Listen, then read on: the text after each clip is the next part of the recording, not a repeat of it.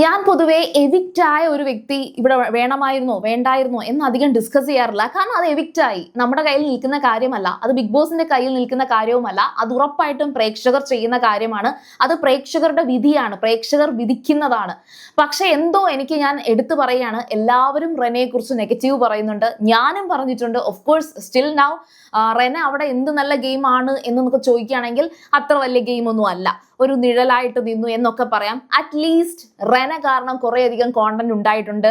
Rena active ആയിരുന്നു, റെന സംസാരിച്ചിരുന്നു, റെന പൊട്ടിത്തെറിച്ചു, റെന ദേഷ്യപ്പെട്ടിട്ടുണ്ട്, കരഞ്ഞിട്ടുണ്ട്, എല്ലാ ഇമോഷൻസും റെന കാണിച്ചിട്ടുണ്ട്. സോ റെന ഒരു നല്ല ഗെയിമർ ആയിരുന്നു.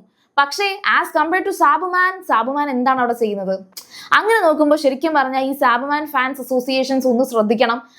പുള്ളിക്കാരനെ നിങ്ങൾ അവിടെ പിടിച്ചു നിർത്തിയാൽ ഈ രേണുസുതിക്ക് സംഭവിച്ച ഒരു വാക്കൗട്ട് അവിടെ സംഭവിക്കാനുള്ള സാധ്യതയുണ്ട്.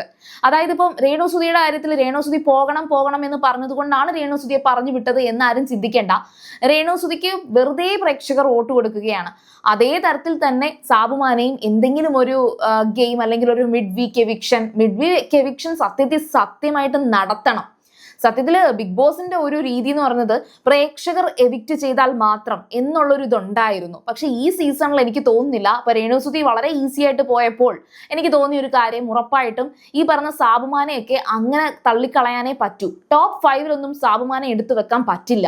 ഒരുപാട് ഇപ്പം ഈവൻ ഇന്നിപ്പോ റെനയും ആര്യനും ഒന്നിച്ചു പോവുകയാണെങ്കിൽ പോലും സാബുമാൻ ഭയങ്കര ഒരു നെഗറ്റീവായിട്ടേ എനിക്ക് ഫീൽ ചെയ്യത്തുള്ളൂ. കാരണം ഇത് ബിഗ് ബോസ് ആണ്, അല്ലാതെ ഒരു കുടുംബത്തിൽ വന്ന് താമസിക്കുന്ന നല്ല കുട്ടിയും നല്ല കുട്ടനും ഒന്നും ആവാനല്ല അവർ വന്നത്. അങ്ങനെ നോക്കുമ്പോൾ ശരിക്കും പറഞ്ഞാൽ സാബുമാൻ ശരിക്കും ഒരു അധികപ്പറ്റാണ്, നല്ല വ്യക്തിയാണ്. സാബുമാന്റെ ചിരിയും പെരുമാറ്റവും ഭയങ്കര. ഈ സാബുമാൻ ഇന്നലെ പറഞ്ഞൊരു കാര്യം എന്ന് വെച്ചാൽ, ലാലേട്ട ഞാൻ ഓവർ തിങ്ക് ചെയ്തിട്ട് അവസാനം വരുമ്പോഴത്തേക്കും എനിക്കൊന്നും പറയാനില്ല എന്നാണ് പറഞ്ഞത്. അദ്ദേഹം ഒരു ഓവർ തിങ്കിങ് എന്ന് പറയുന്നത് ഒരു നെഗറ്റീവായിട്ട് നമുക്ക് കൺസിഡർ ചെയ്യാൻ പറ്റും. നെഗറ്റീവ് ആയാലും പോസിറ്റീവ് ആയാലും പുള്ളിക്കാരൻ ശരിക്കും ഒരു പോസിറ്റീവാണ് ശരിക്കും. കാരണം അങ്ങനെ ഓവർ തിങ്ക് ചെയ്ത് ഒരുപാട് ചിന്തിച്ചു കൂട്ടുന്ന ഒരു വ്യക്തിയായിട്ട് എനിക്ക് ഫീൽ ചെയ്യുന്നില്ല. പുള്ളിക്കാരൻ ഇങ്ങനെ ഒരു ലൈഫ് എൻജോയ് ചെയ്യുന്ന ഒരു ക്യാരക്ടറാണ്.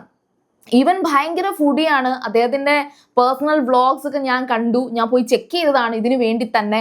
അപ്പോൾ എനിക്ക് തോന്നിയതെന്ന് വെച്ചാൽ ആൾ അങ്ങനെ തന്നെയാണ്. എന്തിനാണ് ബിഗ് ബോസ് ശരിക്കും പറഞ്ഞാൽ ഒരു വൈൽഡ് കാർഡ് എൻട്രി ആയിട്ട് സാബുമാനെ കൊണ്ടുവന്നതെന്ന് എനിക്ക് അതിശയം തോന്നുന്നുണ്ട്.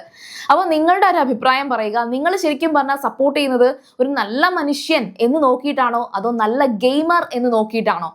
റെനയെ കുറിച്ച് നല്ലൊരു വ്യക്തി എന്നൊന്നും പറയാറായില്ല. കാരണം ആ കുട്ടിയുടെ ഏജിന്റെ എല്ലാ തരത്തിലുള്ള ഇമെച്യൂർ ആയിട്ടുള്ള ഒരുപാട് കാര്യങ്ങൾ നമ്മൾ കണ്ടതാണ്. പക്ഷേ ഒരു ഗെയിം കളിക്കാനല്ലേ ആള് വന്നത്, അല്ലാതെ ഈ ഒരു വ്യക്തിയുടെ വ്യക്തിത്വം സൂപ്പറാണോ അല്ലെങ്കിൽ ആളുടെ ഐഡിയോളജി സൂപ്പറാണോ എന്ന് നോക്കാനല്ലോ. ഐഡിയോളജി ഒക്കെ വെച്ച് നോക്കുവാണെങ്കിൽ റെന ഏറെക്കുറെ നല്ല ഒരുപാട് ചിന്താഗതിയും കുറെ അധികം കഴിവുകളും, അതുപോലെ തന്നെ സൊസൈറ്റിയിൽ പുള്ളിക്കാരി നല്ലൊരു ബിസിനസ്സുകാരിയൊക്കെ തന്നെയാണ്. അതൊക്കെ പ്രൂവ് ചെയ്തൊരു വ്യക്തിയാണ്. അപ്പൊ അതിന്റെ മാർക്കിടാൻ വേണ്ടിയിട്ടല്ല ബിഗ് ബോസിൽ കൊണ്ടുവന്നത്.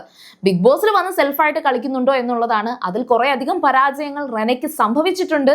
ബട്ട് സാബുമാൻ അവിടെ നിൽക്കുമ്പോൾ റെന പോകണ്ടായിരുന്നു എന്നായിരുന്നു എനിക്ക് തോന്നിയത്. അപ്പോൾ നിങ്ങളുടെ അഭിപ്രായങ്ങൾ എന്തായാലും പറയുക. അതുപോലെ സീരിയൽ ഗ്രാൻഡ്മ ഫസ്റ്റ് ടൈം ആണ് കാണുന്നെങ്കിൽ ഉറപ്പായിട്ടും ചാനൽ സബ്സ്ക്രൈബ് ചെയ്യുക. വീഡിയോ ഇഷ്ടപ്പെട്ടാൽ ലൈക്ക് ചെയ്യുക, കമന്റ് ചെയ്യുക, ഷെയർ ചെയ്യുക. അപ്പോൾ ഞാൻ പോയി വരാം. ബൈ.